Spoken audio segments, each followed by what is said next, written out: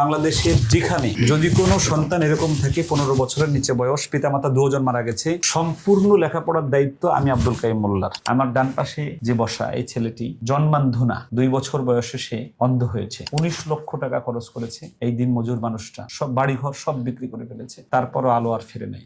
2 ছেলেই এখন অন্ধ। পৃথিবীর আলো দেখে না, কিন্তু আল্লাহকে সে দেখতে পায়, আলহামদুলিল্লাহ। আল্লাহকে দেখার, আল্লাহকে বোঝার, আল কোরআনকে সে মুখস্থ করছে, আলহামদুলিল্লাহ। যে রাস্তায় জন্ম হয়েছে, যার কোনো ধরনের কোনো ওয়ারিস নাই, তার জন্য সব ফ্রি। নবমুসলিম কোনো বাচ্চা থাকে, তার সম্পূর্ণ লেখাপড়া ফ্রি আমার এখানে। হৃদয় উজাড় করে আমি ভালোবাসি তোমায়, ভালোবাসি তোমায়, ভুলিনি তাই আমি আজো, ভুলিনি তাই আমি আজো, হে প্রিয় নবী তোমায়, হৃদয় উজাড় করে আমি ভালোবাসি তোমায়, ভালোবাসি তোমায়। আসসালামু আলাইকুম রহমতুল্লাহি ওয়া বারাকাতুহু। নিশ্চয় সবাই ভালো আছেন, আলহামদুলিল্লাহ। বহুদিন পরে এই নাশিদটা আমি গাইলাম। কেন গাইলাম? এই নাশিদটা যিনি লিখেছেন, সুর করেছেন, সেই মহান ব্যক্তিত্ব শেখ ফরিদ বিন সিদ্দিক ভাই আমার পাশে বসা। উনি একটা মহৎ কাজ নিয়ে আমার কাছে এসেছেন, আমার ভালো লেগেছে। আমি ওনাকে স্মরণীয় করে রাখার জন্য, বরণীয় করে রাখার জন্য আজকে এই ভিডিওতে এসেছি। আমার ডান পাশে যে বসা এই ছেলেটি জন্মান্ধুনা, 2 বছর বয়সে সে অন্ধ হয়েছে। 2 বছর পর্যন্ত চোখে দেখত। 2 বছর পর থেকে সে চোখে ধীরে ধীরে তার আলো চলে যায়।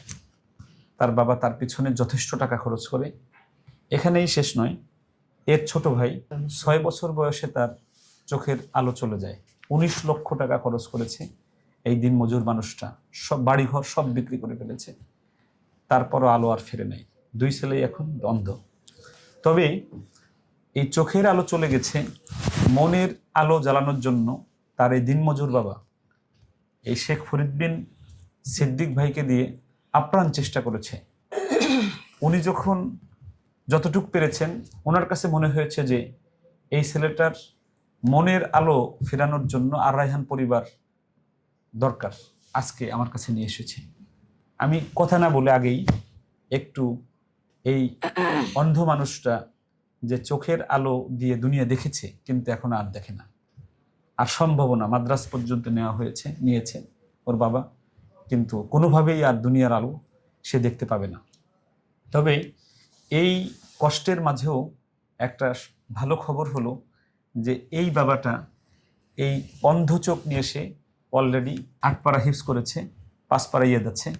আমি এই 5 পারা থেকেই, নাম কি বাবা আপনার? ইমরান হাসান ভুইয়া, নরসিংদী সদরে বাড়ি। গ্রামের নাম হলো দিলারপুর গ্রামের নাম।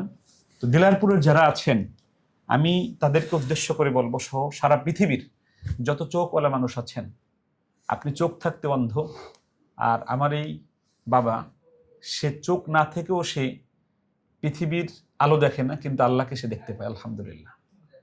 আল্লাহকে দেখার, আল্লাহকে বোঝার, আল কোরআনকে সে মুখস্থ করছে, আলহামদুলিল্লাহ। আমি একটু তাকে প্রশ্ন করি, দেখেন সে প্রশ্ন করতে পারবে, আলহামদুলিল্লাহ। বাবা, আপনি কি প্রশ্ন করতে পারবেন? জি ইনশাআল্লাহ। শেষের 5 পারা থেকে? জি। শেষের 5 পারা থেকে? জি ইনশাআল্লাহ। আউযু বিল্লাহি মিনাশ শাইতানির রাজীম। বিসমিল্লাহির রহমানির রহিম। فتول عنهم يوم يدعو الداعي إلى شيء نكر. أعوذ بالله من الشيطان الرجيم. بسم الله الرحمن الرحيم. فتول عنهم يوم يدعو الداعي إلى شيء نكر. خش عن أبصارهم يخرجون من الأجداث كأنهم جراد منتشر مهطعين إلى الداع يقول الكافرون هذا يوم عسر كذبت قبلهم قوم نوح فكذبوا عبدنا وقالوا مجنون وازدجر فدعا ربه أني مغلوب فانتصر ففتحنا أبواب السماء بماء منحمر وفجرنا الأرض عيونا فالتقى الماء على أمر قد قدر হাসবুক, মাশাআল্লাহ মাশাআল্লাহ, অসাধারণ পড়েছে। কি নাম বললেন বাবা? ইমরান হোসেন ভাই। ইমরান হোসেন ভুইয়াকে তার তেলাওয়াত শুনে আমি কিছু টাকা একটু হাদিয়ে দেই। আমার বিশ্বাস যে সে আগামী 2 বছর বা 3 বছর পরে এই পূর্ণ কোরআন সে ইয়েত করে মুখস্থ করে বিশ্ব মঞ্চ পর্যন্ত সে যেতে পারবে ইনশাআল্লাহ। ইনশাআল্লাহ আপনাদের সকলের দোয়া চাই। এই টাকাটা তুমি নাও।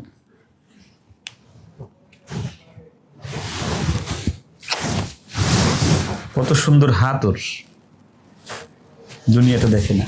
আলহামদুলিল্লাহ। ইমরান, তুমি কোন মাদ্রাসায় আসছো? কারি আবু রায়হান। আর রায়হান ইন্টারন্যাশনাল আর মাদ্রাসা। রায়হান। বলো তো কোন মাদ্রাসায় আসছো তুমি? আর রায়হান আর রায়হান ইন্টারন্যাশনাল মাদ্রাসা। আমার নাম কি জানো? আব্দুল কাইম। আব্দুল কাইয়ুম মোল্লা। আচ্ছা আচ্ছা। তোমাকে তো আমরা ভর্তি নিচ্ছি, তোমার বাবা তো ফুল টাকা দিতে পারবে না, তারপরেও তোমাকে ভিআইপিতে নিচ্ছি। তুমি শুধু দুনিয়ার আলো দেখো না, কোরআন মুখস্থ করতে চাও, এই জন্য। এটা তোমার কেমন লেগেছে? অনেক ভালো লেগেছে। অনেক ভালো লেগেছে। তুমি কি গজল গাইতে পারো? জি। দেখি একটা গজল বলো তো দেখি। আসসালামু আলাইকুম ওয়া রাহমাতুল্লাহি ওয়া বারাকাতুহু। হোলে পাখি ওরে যেতাম ওই দূরে মদিনায়, হোলে পাখি ওরে যেতাম ওই দূরে মদিনায়, ওই দূরে মদিনায়, দূরে মদিনায়, ওই দূরে মদিনায়, দূরে মদিনায়। হোলে পাখি ওরে যেতাম ওই দূরে মদিনায়, ওই দূরে মদিনায়। হোলে পাখি উড়ে যেতাম ওই দূরে মদিনায়, ওই দূরে মদিনায়, দূরে মদিনায়, ওই দূরে মদিনায়, দূরে মদিনায়, ওই দূরে মদিনায়, দূরে মদিনায়। না বিলাও যা দেখি হতো মন জ্বালা, হতো মন জ্বালা, হতো মন জ্বালা।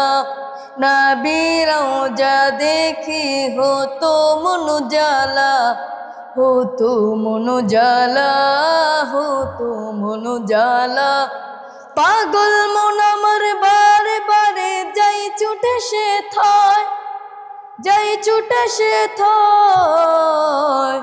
হোলে পাখি উড়ে যেতাম ওই দূরে মদিনায়, ওই দূরে মদিনায়, দূরে মদিনায়, ওই দূরে মদিনায়, দূরে মদিনায়, ওই মাশাআল্লাহ। এই গজল আপনার লেখা? জি জি আলহামদুলিল্লাহ। শেখ ফরিদউদ্দিন সিদ্দিক ভাই কেমন আছেন? আলহামদুলিল্লাহ, আল্লাহর অশেষ মেহেরবানিতে অনেক ভালো আছে। ভালো লাগছে হলো আপনি একজন ভালো গীতিকার, সুরকার এবং ভালো একজন কারি। আপনি আজকে আর রায়হান পরিবারে এসেছেন, 4জন ছাত্র নিয়ে এসেছেন। জি। তো আপনি আজকে আসার পরে আপনি কি ভেবেছিলেন যে আমি ওকে ভিআইপিতে রাখবো? এই বিষয়ে আমি একটু কথা বলি যে আসলে আমি বাড়ি থেকে আমারে অনেক ওর বাবা বারবার বলতেছে যে আপনার যেহেতু মুফতি আব্দুল কাইম মোল্লা সাহেব পরিচিত, একসাথে অনেক প্রোগ্রাম করছেন শুনছি, তো আপনি নিয়ে গেলে হয়তো বা কিছু একটা হইতে পারে। তা আমি প্রথমে আপনাদের অফিসের নাম্বারে ফোন দিছি। ফোন দেওয়ার পরে জিজ্ঞেস করলাম যে আপনাদের এখানে কি অন্ধ ছেলেদেরকে নেওয়া হয়? তো উনি বলছে যে না না আমরা তো অন্ধদেরকে নেই না। তো পরে ওর বাবারা বললাম যে ওনারা তো অন্ধদেরকে নেয় না। তো ওর বাবা এরপরও বলতেছে যদি আপনি নিয়ে যান হয়তো কিছু একটা হইতে পারে, একটু দয়া লাগতে পারে। তো আসলে আজকে নিয়ে আইছি। তো আইসা আপনার আসলে ব্যবহার দেখে বা আপনার সব কিছু দেখে আসলে মুগ্ধ হয়ে গেলাম যে আপনি ওরে খুব সহজেই নিয়ে নিলেন এবং ভিআইপিতে রাখার একটা ওয়াদা দিলেন যে ওরে আমি ভিআইপিতে রাখবো, আর ওর বাবা যতটুকু পারে অতটুকু টাকা দিবে, আমার এতে কোনো মানে সমস্যা নাই, ধরাবান্ধা কোনো ইয়া নাই। তো এই বিষয়টা আসলে আমার কাছে অনেক ভালো লাগছে। আমি ভাবতেও পারি নাই যে ওরে এই জায়গায় রাখবো এবং ভিআইপিতে রাখবো, এই জিনিসটা আমি কল্পনা করতে পারি নাই। তো আজকে এই বিষয়টা দেখে আমার কাছে অনেক ভালো লাগছে। আর রাহান পরিবারের জন্য আর রাহান মাদ্রাসার জন্য অন্তর থেকে দোয়া রইল। জি, ভিআইপিতে রাখার কারণটা আসলে জানতে চাই। আল্লাহর ভালোবাসা পেতে হলে মানুষকে ভালোবাসো প্রাণটা খুলে, অবহেলা করো না কাউকে যেন, মাশাআল্লাহ মাশাআল্লাহ। অবহেলা করো না কাউকে যেন, ধনী গরিব অসম করো না ভুলে, আল্লাহর ভালোবাসা পেতে হলে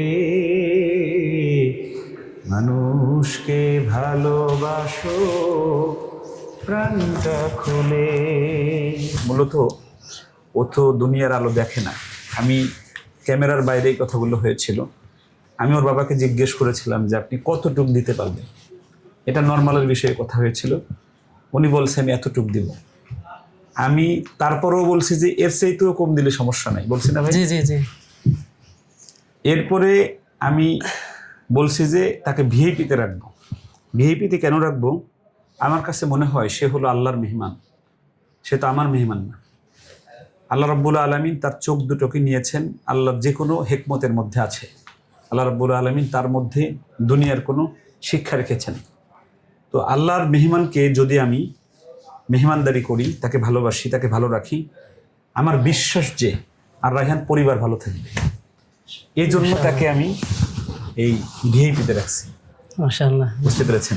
জি আল্লাহ। আমাদের এখানে 230 জনের উপরে এতিম আছে যাদের সম্পূর্ণ ফ্রি পড়াই। এতিমদেরকে যেমন ওকে আমি যে ফ্রি পড়াবো, ওর ভর্তি ফিস নিচ্ছি না। পৃথিবীর একজন মানুষও কোনোদিন বলতে পারবে না যে ওকে পড়ানোর জন্য আমি কারো কাছ থেকে কোনো জাকাতের টাকা চেয়েছি বা নিয়েছি। আপনি যতদিন বেঁচে আছেন আপনি শুনবেন না যে আর রায়হান পরিবার এই এতিমদের পালার জন্য কোনো ধরনের কোনো জাকাতের টাকা গ্রহণ করেছে। আমি নেই না। এটা আমার এইখানে যে বেতনের টাকা আসে বাচ্চাদের কাছ থেকে, ওই বেতনের টাকার লভ্যাংশ তার পিছনে খরচ হবে। মাশাআল্লাহ। অর্থাৎ আমার টাকা তার পিছনে খরচ করব। আমি এভাবেই আল্লাহর সন্তুষ্টি চাচ্ছি। এখন আপনার কাছে আমার একটা প্রশ্ন, যে আপনিও শুনছেন, আপনার সাথে অনেক আলেমরা বলে আমাদের আর রায়হান পরিবারের বিষয়ে অনেক নেগেটিভ কথা বলে। জি আপনি তো আজকে যেহেতু আসছেন, আরো আসবেন, জি ইনশাআল্লাহ। আজকে কি আপনার কাছে মনে হয়েছে যে ওই নেগেটিভ কথাগুলো সঠিক? না না না, আমার কাছে ওইগুলো একদমই সঠিক মনে হইতেছে না। বাকি আর সবচেয়ে আমি দূরে থেকে যতটুকু আপনার বিষয়ে শুনছি যে এমন সেমন তেমন, বা এটা করে, এইভাবে চলে বা এইভাবে চলতেছে, সবগুলো আজকে আসলে আমার কাছে ফাও মনে হয়েছে যে মানুষ দূরে থেকে অনেকেই অনেক ধরনের সমালোচনা করে। বাস্তবে এসে একটা মানুষের সাথে কথা বললে বোঝা যায় আসলে ওনার মনের অবস্থাটা কি, আসলে উনি ব্যক্তিটা কীরকম। তো আজকে ওনার সাথে যদিও আগে অনেক প্রোগ্রামে দেখা হয়েছে, ওরকমভাবে খোলাভাবে কথাবার্তা হয়তো বা কম হয়েছে। আজকে যেহেতু আমি 3-4 জন ছাত্র নিয়ে আসছি, আর ব্যক্তিগতভাবে ওনার সাথে কথাবার্তা হয়েছে, আর ওনার মনের উদারতা দেখে, ওনার সমস্ত কথাবার্তা শুনে আমার মনে হয়েছে যে উনি একজন মহৎ মানুষ, খুব ভালো মনের একজন মানুষ এবং আল্লাহওয়ালা মানুষ। আলহামদুলিল্লাহ। আমরা একটু ওর বাবার কাছে যাই। আসসালামু আলাইকুম। ওয়ালাইকুম আসসালাম ওয়া রাহমাতুল্লাহ। ভালো আছি। আপনি তো সংগ্রামী মানুষ। কয় ছেলে মেয়ে আপনার? আমার 2 ছেলে 1 মেয়ে। 2 ছেলে 1 মেয়ে। বসো। মেয়ে কি ছোট? মেয়ে জো, আর ইমরান হাসান ভাই সবচেয়ে বড়। 2 ছেলের চিকিৎসার পিছনে মোট কত টাকা খরচ করেছেন? মেলা টাকা খরচ হয়েছে। কত লক্ষ টাকা? 2 ছেলে তোলা প্রায় মানে 19 লক্ষ টাকা খরচ হয়েছে। 19 লক্ষ টাকা খরচ করেছেন। সুবহানাল্লাহ। আল্লাহ আপনার হায়াতের মধ্যে বরকত দিন। আমিন। আপনি আমার এখানে কতদিন ধরে আসতে চান? আপনার এখানে আমি আসি নাই ভাই, আমি অনেক আমার মোবাইলে ফেসবুকে বা ইউটিউবে আমি অনেক চেষ্টা করছি, আবার ফোন দিচ্ছি যোগাযোগ করার জন্য, করতে পারি রমজান আগ নাই। থেকে তারপরে আমার নাতি লাগে, এক হিসেবে ভাতিজা নাতি লাগে। আমি ওর কাছে বললাম, ভাই তুই যদি আমার ছেলেরা ওই জায়গা নিয়ে যাস তাহলে ইনশাল্লাহ তো আমার মনের আশা পূর্ণ হইব। আমার ছেলে যেহেতু আমার কাছে বলে সেই আশাটা পূর্ণ হতে পারে, তুই যদি নিয়ে যাস আমার সাথে, নিয়ে গেলে আশাটা, আমার ছেলে আশাটা পূর্ণ হতে পারে। আর আমার মনের বিশ্বাস তোকে আমি নিয়ে আসছি, আমার ভেতরে খালি এটা একটি ভাবনা, কারণ যাতে আমার ছেলে আশা করে, তাই জন্য আমি যাই মানুষের প্রতি মানুষের মায়া থাকতে পারে, মহব্বত থাকতে পারে, সেই আশা নিয়ে আসলাম। সেই আশা আমার পূর্ণ হলো। মানুষ পৃথিবীর বুকে যত থাকতে পারে, মত মানুষ থাকতে পারে, আমি কোনোদিন কল্পনা করি না। আজ আমার যেহেতু আমি যেহেতু জীবনে খুশি না হয়েছি, তার থেকে বেশি খুশি হয়েছে আজকে আমি। যে কথা আপনি আমার কাছে আজকে বলেছেন, আমার ছেলেটা যেহেতু নিয়েছেন, আবার বলছেন আপনি ভালো ইয়া জায়গায় রাখবেন, এই জন্য আরো বেশি বিয়ের ভিতরে রাখবেন, যেহেতু আরো আমার মনটা হালকা হয়ে গেল, আরো ভালো রাখবেন অনেক সময়। আপনি 1 বছরের ভিতরে হাফেজ পাবেন ইনশাআল্লাহ। ইনশাআল্লাহ, আলহামদুলিল্লাহ, শুনে অনেক যদি আল্লাহ বাঁচায় রাখে। আর ওকে আমি আরেকটা ওয়াদা দিই আপনাকে, ও হাফেজ হওয়ার পরে ও শিক্ষকতা করবে আর রায়হান পরিবারে ইনশাআল্লাহ। আলহামদুলিল্লাহ, বাইরে যাওয়া লাগবে না। যদি আমি বেঁচে থাকি এখানেই এসে শিক্ষকতা করবে এবং এখানেই তাকে 20-50 হাজার টাকা বেতন দেবে। আলহামদুলিল্লাহ, আমাকে বাঁচায় রাখে ইনশাআল্লাহ। এবং বিয়েও করাই দেবো আমি যদি আল্লাহ আমাকে বাঁচায় রাখে। আলহামদুলিল্লাহ। মাশাআল্লাহ, আর মাশাআল্লাহ। কি লাগবে বলেন? যেটা বলছেন ভাই, এটা আমি আমার লাখ লাখ শুকরিয়া আদায় করছি আল্লাহ পাকের কাছে। আপনি বাড়ি থেকে আসার সময় কি চিন্তা করছিলেন যে ওর ভর্তি ফিস নেবো না, এরপরে কোনো দিনে কল্পনা করি না এটা আমি। আমি তো কিন্তু চিন্তা কাছে- করতে পারি না যে ওরে ভর্তি করাইবেন, কারণ অফিস থেকে ফোন করছি, অফিস থেকে না করে দিয়েছে যে না অন্ধদেরকে আমরা নেই না। তারপরে বারবার উনি বলতেছে আপনি সরাসরি বড় হুজুরের সাথে দেখা করবেন, যার সাথে আপনার পরিচয়, উনি হয়তো বা দেখলে দয়া লাগতে পারে। বাস্তবে আজকে যেটা প্রমাণ পাইলাম যে আনার পরে আপনি খুব সহজেই নিয়ে নিলেন। আমি ওরা ফোন দিয়ে খুব বিরক্ত করতাম, আমি একবার ফোন দিচ্ছি। বলি আপনি শুধু আমার জন্য দোয়া করবেন, আল্লাহ যেন আমাকে গুনাহমুক্ত রাখে। আলহামদুলিল্লাহ, শুনে অনেক ভালো। মানুষের যে খারাপ চোখ আছে, শুধু এই খারাপ চোখটা থেকে আল্লাহ যেন আমাকে বাঁচায় রাখে। মানুষের যে আমার কুৎসা চাই বা আমার খারাপ, আমি চাই যে আমি ধ্বংস হয়ে যাই, আল্লাহ তাদের এই খারাপ চাওয়া থেকে যেন আল্লাহ আমাকে হেফাজত করে। ইনশাআল্লাহ, আর তাদেরকে যেন আল্লাহ আমাকে আমার বন্ধু বানায় দেয়। যারা আমার আজকে দোষ বলতেছে বা আমাকে দূর থেকে খারাপ বলে, আল্লাহ তাদেরকে যেন আমার বন্ধু বানায় দেয়। বলেন আল্লাহুম্মা আমিন। এই একটা দোয়া শুধু করবেন, ঠিক আছে? আসো বাবা, এদিকে আসো। এই হলো ওনার কলিজার টুকরা 2টা সন্তান। দেখেন, ও বড় আর এ ছোট। খুলুক, সমস্যা নাই হুজুর একটু দেখতেছে। হ্যাঁ, সমস্যা নাই, সমস্যা নাই। এই দেখেন, ওর এই 2টা চোখে ক্যান্সার হয়ে গেছিল। ও 6 বছর পর্যন্ত চোখে দেখেছে। 6 বছর পরে যে চোখ নষ্ট হয়ে গেছে, এমন নষ্ট হয়েছে যে চোখ এই মানে ক্যান্সার হয়ে যাওয়ার পরে চোখ মানে তুলে ফেলতে হয়েছে। এই 2টা ছেলেই ওনার অন্ধ। আল্লাহ রাব্বুল আলামিন, একটা মেয়ে আছে ভালো, আমি দোয়া করি আল্লাহ যেন আর একটা ছেলে সন্তান ওনাকে দেয়। মেয়েটা আমার মাদ্রাসায় পড়ে। যেই ছেলেটা চোখে দেখবে, বাবাকে বাবা বলে ডাকবে, বাবার পাশে থাকবে, বাবার গলা জড়িয়ে ধরবে। আমি আসলে খুব অনেক চিন্তা করছি ওনাকে দেখে, আমার একটা সন্তান যদি আজকে এরকম অন্ধ হয়ে যায় তাহলে আমি কিভাবে সহ্য করব বা আমার কেমন লাগবে। ঠিক সেম খারাপ লাগাটা ওনার এখন লাগে। যেমন গত 2 দিন আগে আমি দেখেছি, আপনারা সবাই দেখেছেন, যে সৎমা সন্তানকে, মেয়েটাকে মারে। মেয়েটা তার মার কবরের পাশে যে বলতেছে, মা তুমি আমাকে রেখে কেন গেলে, আমাকে নিয়ে যাও, আমি আর সহ্য করতে পারতেছি না। তো ওই মেয়েটাকে এক সাংবাদিক তার সৎ মায়ের কাছে নিয়ে বলছিল যে আপনার যেই যে মেয়েটা, সেই মেয়েটাকে আপনি মরে যাওয়ার পরে কেউ মারলে আপনার কবরে বসে কেমন লাগবে। এই প্রশ্নগুলো আমরা সবাই ছুড়ি, যে আমার পাশে যে এতিম বাচ্চাটা আছে, অন্ধ বাচ্চাটা আছে, ওর কষ্টটা আমরা বোঝার চেষ্টা করি আমরা সবাই মিলে। তাহলে এই বাংলাদেশে আর কোনো সমস্যা থাকবে না ইনশাআল্লাহ। আল্লাহ রাব্বুল আলামিন আমাদের সবাইকে বোঝার তৌফিক দান করুক, আল্লাহুম্মা আমিন। আমি শেখ ফরিদ বিন সিদ্দিক ভাইয়ের কাছে একটু ওনার লেখা একটা গজল শুনতে চাই। আমার আলহামদুলিল্লাহ অসংখ্য গজলই লেখা আছে যেগুলো সারা দেশে ভাইরাল। তো ওইগুলা থেকে সবচেয়ে জনপ্রিয় যে নাতে রসুলটি, যেটা সারা দেশে অনেকেই বড় বড় শিল্পীরা গায়, সেটা হলো হৃদয় উজাড় করে ভালোবাসি তোমায়। এই গজলটা আমি একটু শোনাই। হৃদয় উজাড় করে আমি ভালোবাসি তোমায়, ভালোবাসি তোমায়। হৃদয় উজাড় করে আমি ভালোবাসি তোমায়, ভালোবাসি তোমায়। ভুলেন তাই আমি আজো, ভুলেন তাই আমি আজো হে প্রিয় নবী তোমায়। হৃদয় উজাড় করে আমি ভালোবাসি তোমায়, ভালোবাসি তোমায়। থাকবে কত আর দূরে দূরে তুমি আমাকে ছেড়ে, থাকবে কত আর দূরে দূরে তুমি আমাকে ছেড়ে।